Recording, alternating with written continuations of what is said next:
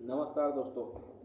आज हम आपको ले चलेंगे एक ऐसे स्थान की ओर जो उत्तराखंड का प्रवेश द्वार कहलाता है, काठगोदाम। काठगोदाम यहाँ की वादियाँ, नदी, पहाड़ और धर्म संस्कृति का अद्भुत मेल हर यात्री का दिल जीत लेता है। तो चलिए शुरू करते हैं यह सुंदर यात्रा। काठगोदाम हल्द्वानी के पास स्थित एक छोटा सा लेकिन बहुत महत्वपूर्ण शहर है।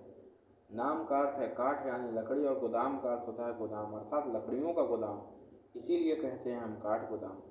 ब्रिटिश काल के समय इस इलाके में लकड़ी का व्यापार बहुत होता था, इसलिए यह इलाका लकड़ी के व्यापार के लिए प्रसिद्ध था।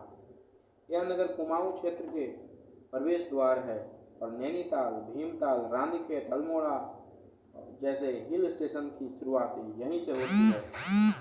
काठगोदाम समुद्र तल से लगभग 554 मीटर की ऊंचाई पर स्थित है। काठगोदाम का इतिहास ब्रिटिश शासन से जुड़ा है। 1909 में रेल लाइन काठगोदाम तक पहुंचाई गई थी, जिससे यह व्यापारिक केंद्र बन गया।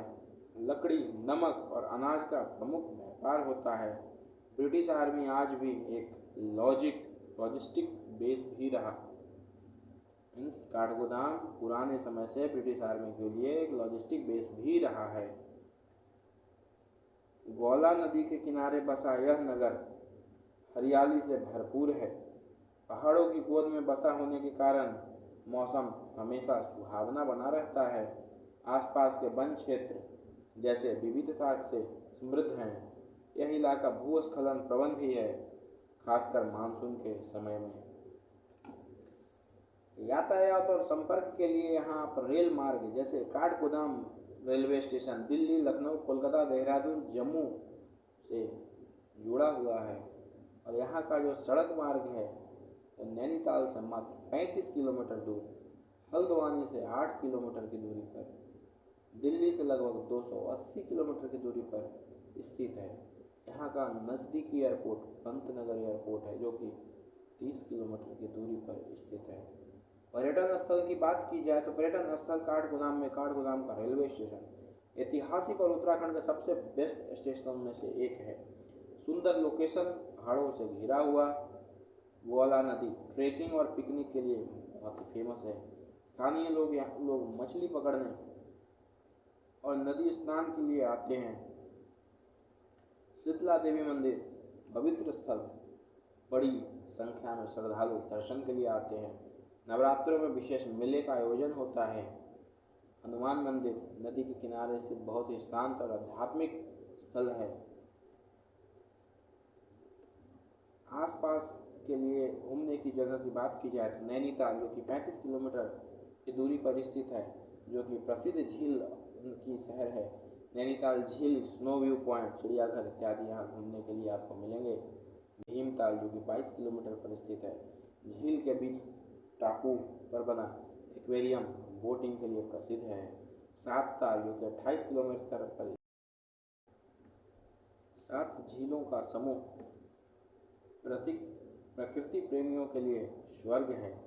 रानीखेत, जो कि 80 किलोमीटर की दूरी पर स्थित है, यहाँ कैंटोनमेंट टाउन, हरे भरे मैदान, गोल्फ कोर्स मौजूद हैं। अल्मोड़ा, जो कि 90 किलोमीटर की दूरी पर स्थित है, जो कि सांस्कृतिक राजधानी, प्राचीन नगर, प्राचीन मंदिर, हस्तशिल्प और मिठाइयों के लिए बहुत ही फेमस है। काठगोदाम का धार्मिक और सांस्कृतिक पक्ष की बात की जाए तो यहाँ का स्थानीय पर्वों का विशेष महत्व है, जैसे हरेला, गंगा दशहरा, नंदा देवी मेला। लोक नृत्य में यहाँ छोलिया नृत्य, झोड़ा किया जाता है। स्थानीय भाषा कुमाऊनी और हिंदी है। मेलों और उत्सवों के दौरान पूरा क्षेत्र जीवंत हो उठता है। यहाँ सड़क के किनारे ढाबों में पहाड़ी भोजन, भट्ट की चुरकानी और गहत की दाल हल्द्वानी के नज़दीक बाज़ारों से खरीदी कर सकते हैं, जैसे कि ऊनी कपड़े, लोक कलाएँ। वहीं ताज़ा फल और माल्टा, नाशपाती और स्थानीय अचार, ये सारी चीज़ें आप खरीद सकते हैं। पर्यावरण और संरक्षा के लिए क्षेत्र में प्लास्टिक बैन किया हुआ है। पर्यावरण को साफ रखने की अपील सरकार करती है, हम करेंगे आपसे। ट्रेकर और यात्री अपने कचरे को स्वयं निपटाएं। स्थानीय लोगों की जीवन शैली की अगर बात की जाए तो मेहमान नवाजी में कभी भी कमी नहीं करते और सरल और बहुत ही मेहनती लोग होते हैं वहाँ के लोग। कृषि, व्यापार और पर्यटन पर आधारित उनकी जीवन होती है। कुछ परिवार रेलवे से भी जुड़े हुए हैं। मानसून के समय